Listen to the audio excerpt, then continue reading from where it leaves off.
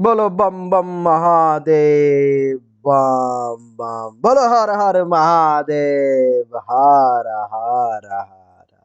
देवी और सज्जनों, 13 और 14 जुलाई का समय मेष से लेकर मीन तक के सभी राशियों के लिए कैसा रहेगा, आज के इस वीडियो में इसी विषय पर चर्चा होने जा रही है कि 13 और 14 तारीख का समय किस राशि वालों के लिए बढ़िया तो किस राशि वालों के लिए खराब रहेगा। लेकिन उससे पहले हम लोग पंचांग इन 2 दिनों की क्या है, पंचांग क्या कहता है, उसको समझ लेते हैं।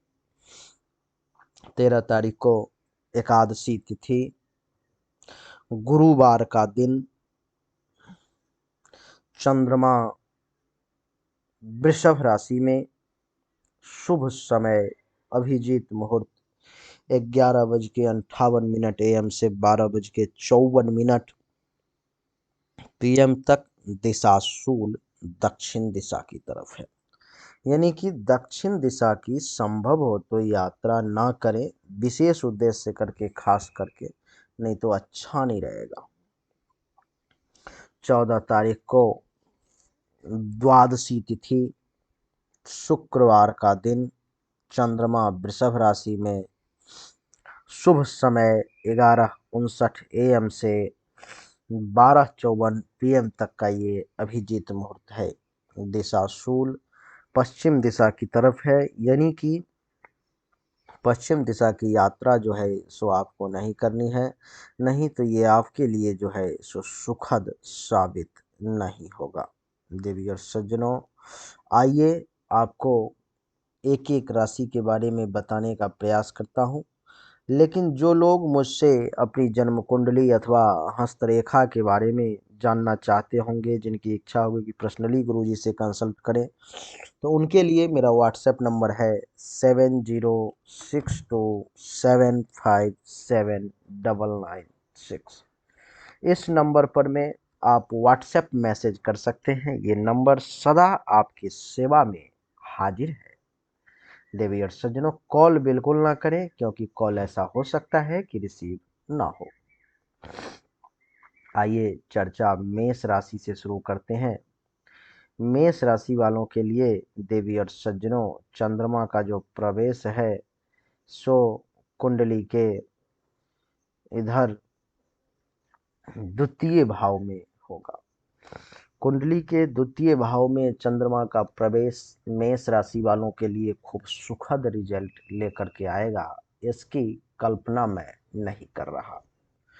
मेष राशि वालों को थोड़ा सा परेशानी का इन 2 दिनों में सामना करना पड़ेगा। आप कहेंगे क्या परेशानी? तो धन धान्य संपत्ति के मामले में, पैसा जो है, जमा पूंजी जो है, उस मामले में आपको कुछ परेशानी का सामना करना पड़ सकता है। जमा पैसा खर्च हो सकता है, पॉकेट से पैसा ढीला हो सकता है, कुछ फिजूल का खर्च आपके सामने में आ सकता है। परिवार में लोगों के साथ किसी न किसी विषय, किसी न किसी बात पर में टेंशन तनाव की स्थिति सामने आ सकती है, बात बिगड़ सकता है। देवी और सज्जनों, आपकी जानकारी के लिए बता दूं कि द्वितीय भाव में चंद्रमा का बैठना आपके वाणी के कारण, आपके बोलने के कारण आप परेशानी में पड़ सकते हैं, ऐसी संभावना दिखाई दे रही है। बात करेंगे सत्य असत्य की, तो बोलेंगे तो आप सत्य, इसमें कहीं से कोई दो राय की बात नहीं है। लेकिन समस्या ये है कि सत्य और असत्य के पीछे चक्कर यहाँ पर में ये है कि आपको जो है सो कड़वा बोल सकते हैं, तीखा बोल सकते हैं, कुछ ऐसा उटपटांग बोल सकते हैं जो अगले व्यक्ति को अच्छा नहीं लगेगा। इस समय में पड़ोसी के साथ भी संभल करके रहें, नहीं तो पड़ोसी से भी टेंशन तनाव का योग बन सकता है। और यहाँ से जो है सो सप्तम दृष्टि चंद्रमा की देवी और सज्जनों कुंडली के अष्टम भाव पर में यहाँ पर में पड़ेगी। जब यहाँ से सप्तम दृष्टि कुंडली के अष्टम भाव पर में यहाँ पर में पड़ेगी तो क्या होगा कि अचानक से कुछ धन के लाभ का भी योग बनेगा। रैंडम कहीं से पैसा कुछ आ भी सकता है, कुछ अचानक से परिवर्तन भी दिखाई देगा, जैसे कि कुछ बिगड़ा हुआ काम बन गया अथवा कुछ बना हुआ काम बिगड़ गया। परिवर्तन कुछ भी हो सकता है। चोट वगैरह लगने से थोड़ा सावधान रहे, ना लगे तो बढ़िया है क्योंकि लगने की संभावना है। यात्राएं कुछ हो सकती हैं, इसकी संभावना है। और देवी और सज्जनों, एक बात का विशेष ध्यान रखें कि जिस व्यक्ति को बवासीर, पाइल्स इत्यादि की समस्या है, उन लोगों को इस समय में परेशानी जो है सो थोड़ा सा ज़्यादा परेशान कर सकती है।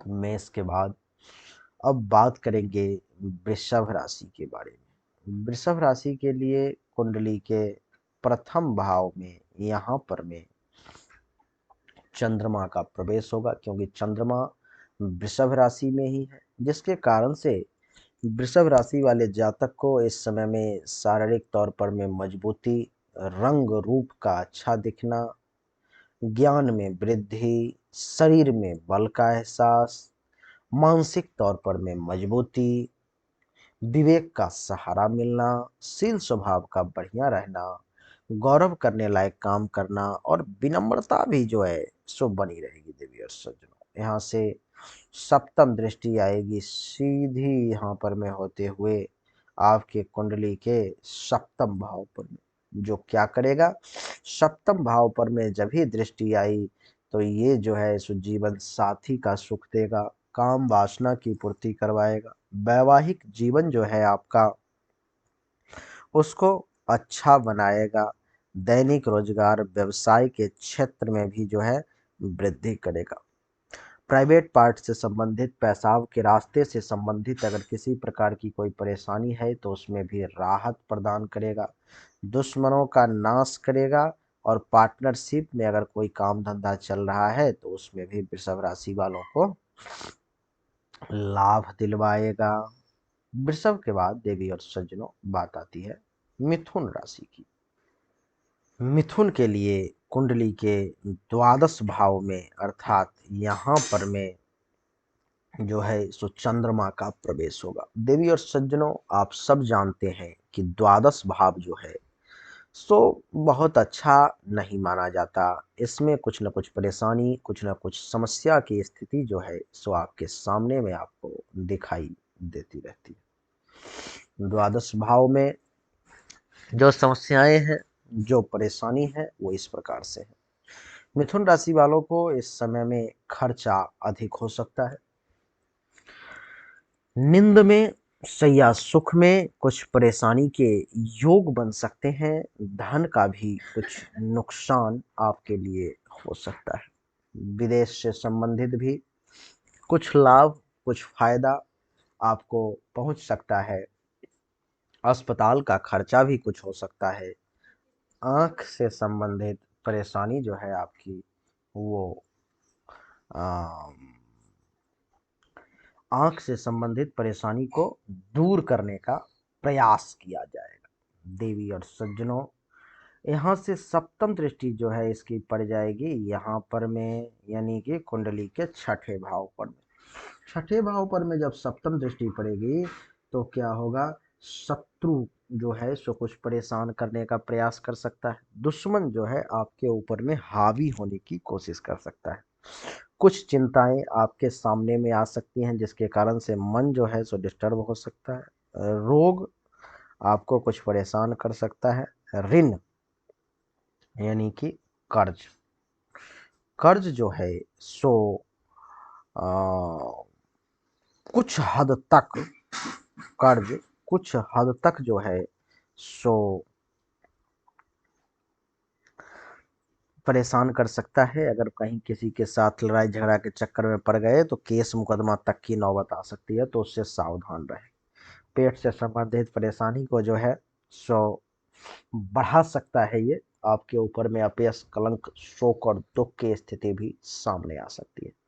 तो धनु राशि वालों के लिए, धनु कह रहा हूँ, मिथुन राशि वालों के लिए ये विशेष निर्देश है कि ये अपने क्रोध पर में, गुस्सा पर में, बोलने पर में कंट्रोल रखेंगे तो मिला जुला करके सब जो है सो ठीक रहेगा।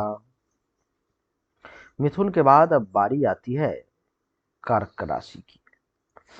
कर्क राशि वालों के लिए देवी और सज्जनों, कुंडली के एकादश भाव में चंद्रमा का प्रवेश है। एकादश भाव में चंद्रमा का जो प्रवेश है वो ये दर्शाता है देवी और सज्जनों की आय में जो है सो वृद्धि होगी। कर्क राशि वालों को लाभ मिलने की संभावना है, लाभ मिलेगी। उपलब्धि की प्राप्ति भी होगी। मनोकामना के पूर्ति का भी योग बन रहा है। बड़े भाई बहन, सीनियर्स अथवा उनके समान व्यक्ति से भी आपको लाभ मिलेगा। प्रभु कृपा रही तो पुत्र वधू, दामाद का भी सुख मिलेगा। और यहाँ से सप्तम दृष्टि इसकी पंचम भाव पर में यहाँ पर में आ गई। तो यहाँ पर में जैसे ही सप्तम दृष्टि पंचम पर में आ गई तो क्या होगा, संतान का सुख मिलेगा। विद्या और बुद्धि का जो है सही इस्तेमाल करके उचित लाभ ले पाएंगे। यश में आपकी वृद्धि होगी। चाहने वाले लोगों की संख्या बढ़ेगी। धर्म का पालन करेंगे। तीर्थ यात्रा वगैरह का भी कुछ योग बनेगा। और ननिहाल से अगर कुछ लाभ लेना चाहते हैं तो वो भी ले सकते हैं। पेट से संबंधित किसी प्रकार की समस्या है, परेशानी है, तो उसमें भी कर्क राशि वालों को इस समय में जो है सो राहत मिलने की पूरी संभावना दिखाई दे रही है। कर्क के बाद देवी और सज्जनों अब बारी आती है सिंह राशि की, कि सिंह राशि वालों के लिए ये समय जो है सो कैसा रहे। सिंह राशि वालों के लिए कुंडली के दसम भाव में चंद्रमा का प्रवेश है, जो ये दर्शाता है कि आपको पिता से लाभ मिल सकता है। आपको सरकार से फायदा हो सकता है। आपको काम धंधा बढ़िया चल सकता है। कारोबार में वृद्धि की संभावना है। पद, प्रतिष्ठा, प्रभुता, अधिकार की प्राप्ति होगी। मान सम्मान में वृद्धि होगा। और यहाँ से सिंह राशि वालों के लिए देवी और सज्जनों सप्तम दृष्टि पड़ेगी इस भाव पर में, चौथे भाव पर में। चौथे भाव पर में जो ये सप्तम दृष्टि पर रही है उसका अर्थ ये हुआ कि सुख में वृद्धि होगी। माता तुल्य महिलाओं से लाभ मिलेगा। जमीन, मकान, गाड़ी, अचल संपत्ति, इन सब के रिगार्डिंग भी आपको कुछ फायदा मिल सकता है।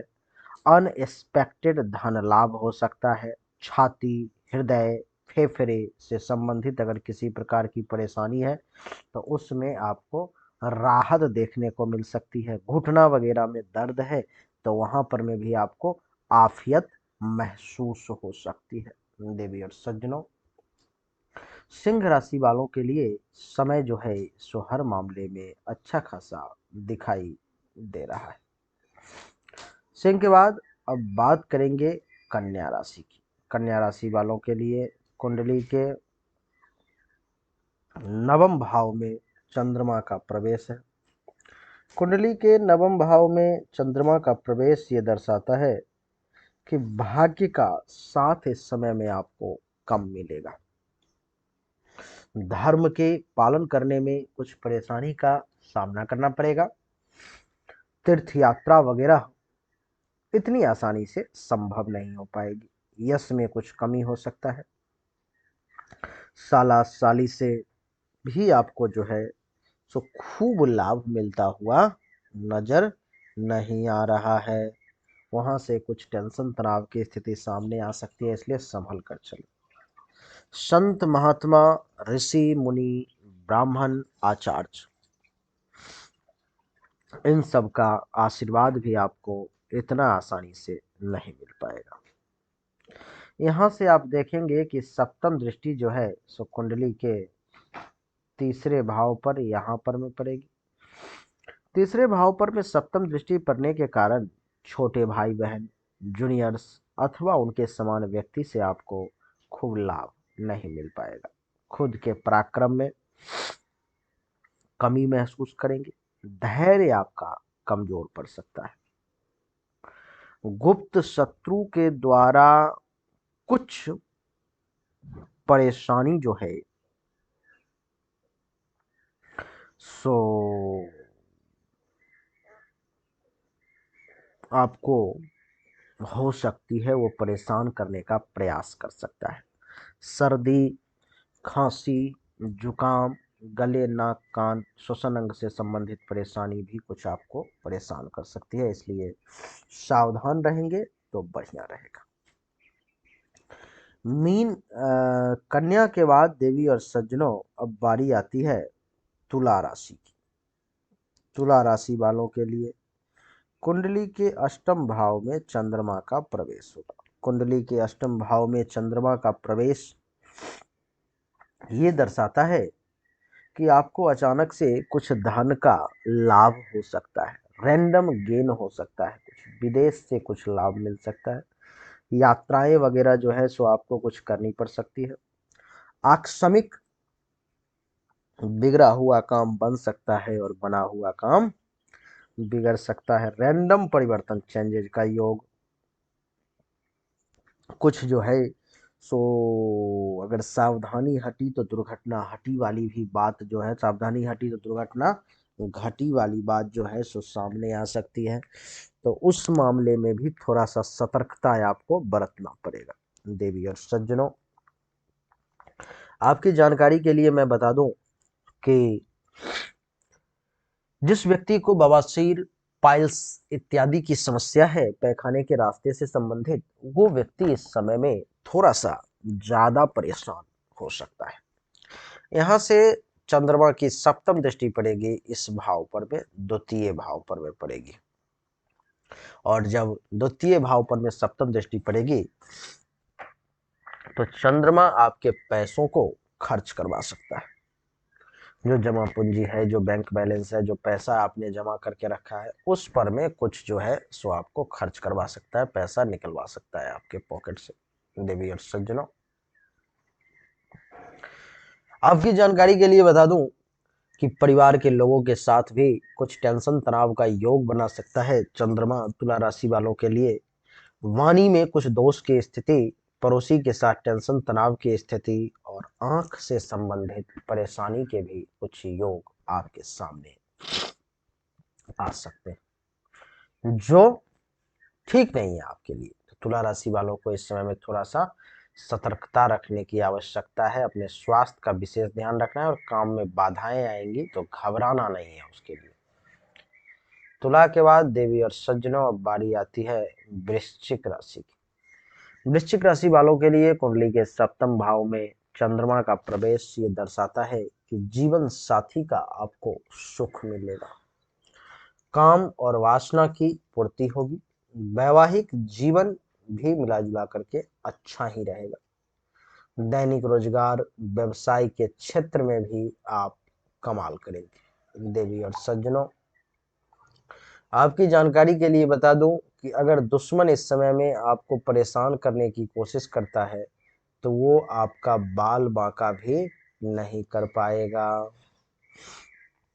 यहां से सप्तम दृष्टि पड़ेगी यहाँ पर में, प्रथम भाव पर में। प्रथम भाव पर में जब सप्तम दृष्टि पड़ेगी इस भाव पर में, तो देवी और सज्जनों शारीरिक तौर पर में मजबूती हासिल होगी, रंग रूप अच्छा दिखेगा, ज्ञान में वृद्धि होगी, शरीर में बल का एहसास होगा, शारीरिक तौर पर में भी बड़ा मजबूती जो है सो आपको एहसास होगा। आपके लिए बता दूं कि विवेक का सहारा लेंगे, शील स्वभाव बढ़िया रहेगा, गौरव करने लायक काम भी करने का अवसर प्राप्त हो। यानी कि वृश्चिक राशि वालों के लिए भी इस समय जो है सो बड़ा ही सुखद और बढ़िया महसूस हो रहा है। वृश्चिक के बाद अब बात करेंगे धनु राशि की। धनु राशि वालों के लिए कुंडली के छठे भाव में चंद्रमा का प्रवेश है। कुंडली के छठे भाव में चंद्रमा का प्रवेश देवी और सज्जनों ये दर्शाता है कि शत्रु पर में विजय हासिल करेंगे, दुश्मन आपका कुछ नहीं बिगाड़ पाएगा। चिंता अगर है तो वो भी नाश होगी, शोक कष्ट दूर होगा, रोग अगर किसी प्रकार का परेशान कर रहा है तो उसमें राहत महसूस होगी, कर्ज, केस, मुकदमा, पेट से संबंधित परेशानी, अपयश, कलंक, शोक, दुख, इन सब का हनन होगा, इन सब से राहत मिलेगी। यहाँ से सप्तम दृष्टि इस भाव पर में द्वादश भाव पर में है, तो द्वादश भाव पर में सप्तम दृष्टि पड़ने के कारण खर्च थोड़ा सा अधिक जरूर होगा। शैया सुख में जो है सो वृद्धि ही होगी, नींद अच्छी आएगी। धन हानि से बचाने का प्रयास जरूर करेंगे। विदेश से अगर किसी प्रकार का कोई कारोबार जुड़ा हुआ है, कनेक्शन है, तो कुछ लाभ मिल सकता है। अस्पताल का खर्चा जो है कम करने की कोशिश करेंगे। आंख से संबंधित परेशानी से आपको राहत देने का प्रयास करेंगे धनु राशि वाले चंद्रमा।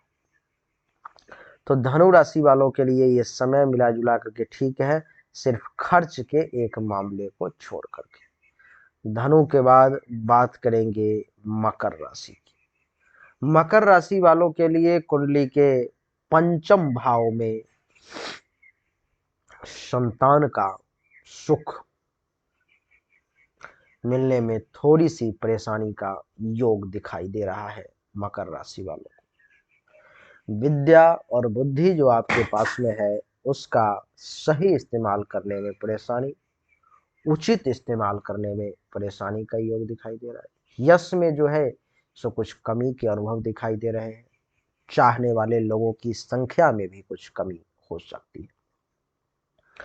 धर्म और मंगल कार्य, क्या धर्म के पालन और मंगल कार्य, इन सब में भी जो है सो आपको परेशानी सा महसूस होता हुआ नजर आ रहा है। ननिहाल से अगर किसी प्रकार का कोई लाभ लेना चाहते हैं, ननिहाल से किसी प्रकार का अगर कोई फायदा लेना चाहते हैं, तो आपको उससे संबंधित जो है सो मिलता हुआ नजर नहीं आ रहा है। पेट से संबंधित परेशानी आपको कुछ परेशान कर सकती है, इस मामले में सावधान रहें। और आपकी जानकारी के लिए बता दूं कि यहाँ से सप्तम दृष्टि जो है एकादश भाव पर में यहाँ पर में पड़ेगी, तो लाभ में कुछ कमी हो सकता है। आमदनी के क्षेत्र में कुछ परेशानी का सामना करना पड़ सकता है। उपलब्धि की प्राप्ति इतनी आसानी से नहीं होगी। मनोकामना की पूर्ति में भी कुछ परेशानी के योग दिखाई दे रहे हैं। बड़े भाई बहन, सीनियर्स अथवा उनके समान व्यक्ति से भी खूब लाभ नहीं मिल पाएगा।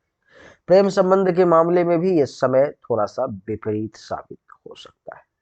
तो देवी और सज्जनों, मकर राशि वालों के लिए ये समय खूब बढ़िया महसूस नहीं हो रहा है। मकर के बाद कुंभ की चर्चा करेंगे। कुंभ राशि वालों के लिए कुंडली के चतुर्थ भाव में यानी कि यहाँ पर में चंद्रमा का प्रवेश होगा। कुंडली के चतुर्थ भाव में चंद्रमा का प्रवेश अर्थात आपके सुख में कमी का योग, नहीं, आपके सुख में कमी का योग। माँ, माता तुल्य महिलाएं, इनसे लाभ लेने में थोड़ी सी परेशानी। जमीन, मकान, गाड़ी घोड़ा, बंगला, अचल संपत्ति के रिगार्डिंग भी आपको जो है सो खूब लाभ मिलता हुआ नजर नहीं आ रहा है। छाती, हृदय, फेफड़े से संबंधित अगर किसी प्रकार की कोई परेशानी है तो थोड़ा सा सावधान रहेंगे तो बढ़िया रहेगा। देवी और सज्जनों, यहाँ से सप्तम दृष्टि जो है सो इसकी पड़ेगी इस भाव पर में, दसम भाव पर। दसम भाव पर में सप्तम दृष्टि अर्थात इज्जत, प्रतिष्ठा, मान सम्मान में कमी, पिता तुल्य लोगों से भी लाभ में कमी, कुछ वाद विवाद का योग, पद प्रतिष्ठा मान सम्मान में भी कुछ कमी के योग, सरकार से किसी प्रकार का कोई लाभ चल मिलने वाला है, थोड़ा सा सावधानी से रहे, नहीं तो लाभ मिलने में परेशानी का सामना करना आपको पड़ सकता है। तो कुंभ राशि वालों के लिए भी ये समय खूब बढ़िया जो है सो महसूस नहीं हो रहा है। कुंभ के बाद बात करेंगे मीन राशि की, राशि चक्र के अंतिम राशि की। मीन राशि वालों के लिए समय कैसा रहेगा? देवी और सज्जनों, कुंडली के तीसरे भाव में छोटे भाई बहन, जूनियर्स अथवा उनके समान व्यक्ति से जो है सो आपको खूब लाभ मिलता हुआ नजर आ रहा है। खुद के पराक्रम में भी वृद्धि के योग, पेशेंस लेवल, धैर्य का मजबूत होना, गुप्त शत्रु का नाश, गले, नाक, कान, श्वसन अंग से संबंधित परेशानी अगर है तो उसको दूर होने का योग, सर्दी, खांसी, जुकाम, इन सब से राहत का योग। सप्तम दृष्टि जो है सो यहाँ पर में नवम भाव पे पड़ रही है, तो भाग्य का साथ मिलना, धर्म का पालन करना, तीर्थ यात्रा वगैरह के भी बड़ा सुंदर योग, और यश में भी वृद्धि के योग जो है सो आपको दिखाई दे रहे हैं। ससुराल से कुछ लाभ मिल सकता है। संत महात्मा, ऋषि मुनि, ब्राह्मण, आचार्य, इन सब का आशीर्वाद भी आपको मिलने की संभावना है। तो समय बड़ा सुखद और बहुत बढ़िया सा महसूस हो रहा है। हर मामले में खूब सुंदर समय है मीन राशि वालों के लिए। तो देवी और सज्जनों, यही थी मेष से लेकर के मीन तक की कहानी, जिसमें हमने आपको बताने का प्रयास किया। जो लोग पर्सनली मुझसे जानना चाहते हैं, अपने भविष्य के बारे में कुछ पूछना चाहते हैं, तो उनके लिए ये व्हाट्सएप नंबर जो है सो हमने दे दिया है। इस पर में आप मैसेज कर सकते हैं, अपनी जन्म तारीख, जन्म समय भेज सकते हैं। जो उचित शुल्क है वो जमा करके आप जानकारी ले सकते हैं। तो देवी और सज्जनों, यही थी 13 और 14 तारीख की राशि फल। उम्मीद करता हूँ आपको पसंद आया होगा। पसंद आया तो वीडियो को लाइक करें, शेयर करें, चैनल को सब्सक्राइब करके इसके बेल आइकन के बटन को दबाएं। एक बार फिर से आप सभी का बहुत बहुत धन्यवाद। Thank you so much. जय हिंद, वंदे मातरम। बोलिए राधे।